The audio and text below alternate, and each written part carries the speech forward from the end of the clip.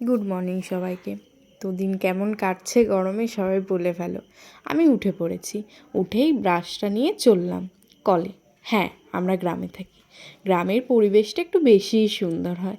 এইভাবে চাপা কলের সামনে দাঁত মাজতে মাজতে আমরা প্রকৃতির দৃশ্য দেখি। দেখো কত সুন্দর না আমাদের বাড়ির সামনের জায়গাটা, সবুজে ভরা।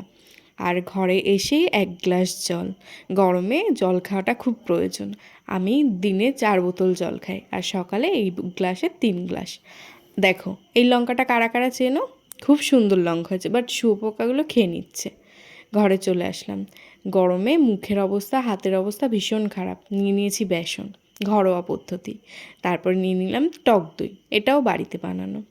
তারপরে নিলাম হালকা একটু হলুদ, আর নেব সবই ঘরোয়া পদ্ধতিতেই বানানো। আর নিলাম টমেটো শুধু পিউরিটা, মানে রস। তোমরা তো জানোই এখন প্রায় 40-43 এরকম ডিগ্রি যাচ্ছে। সো আমি রোদ্রে বেরিয়ে দেখো ভীষণ ট্যান পড়ে গেছে মুখে, গলায়, হাতে। সো এটার জন্য আমি ঘরোয়া পদ্ধতিতে তোমাদের একটা উপায় দেখাবো যেটা ট্যান রিমুভের কাজ করবে। এই যে এই পেস্টটা বানিয়ে নিয়েছি, এখানে তোমরা দেখে নিয়েছো কি কি আছে। সো আমি এখন অ্যাপ্লাই করব, পুরো ফেসে ভালো করে অ্যাপ্লাই করে নেব। এটা প্রায় 10 মিনিট মতো রাখলেই হয়ে যাবে। তারপরে তোমরা ক্লিন করলেই বুঝতে পারবে রেজাল্টটা। তো চলো অ্যাপ্লাই করে তারপরে অ্যাপ্লাই করে নিয়েছি আমি। এটা প্রায় 10 মিনিট রেখে তোমাদের রেজাল্টটা দেখাচ্ছি। তো ততক্ষণ স্টে টিউন। দেখো ফেসটা দেখো কতটা ক্লিন লাগছে, তখন খুব ডাল লাগছিল, আর এখন দেখো আমি স্নানও হয়ে গেছে। সো তোমরাও ইউজ করতে পারো, ফেস প্যাকটা খুবই কার্যকরী। আর ইউজ করলে অবশ্যই ডিটেলসটা পুরো দেখে নিও কেমন করে আমি বানিয়েছি। কারণ পুরো স্কিন ময়শ্চারাইজার রাখাটা খুবই ইম্পর্টেন্ট, নাহলে হাইড্রেট হয়ে যাচ্ছে আর এই জায়গাগুলো শুকিয়ে যাচ্ছে। তো আমি এখানে ইউজ করছি বডি লোশন, আর এখানে নিয়েছি এই ক্রিমটা। সো আমি এখন এটা অ্যাপ্লাই করবো।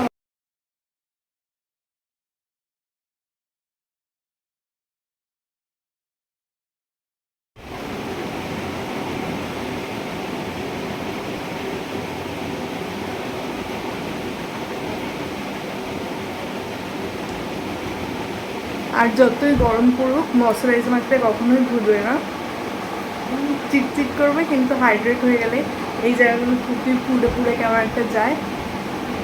শ্যাম্পু করেছি, সো আমি হেয়ার কেয়ারের জন্য সিরামটা নিচ্ছি।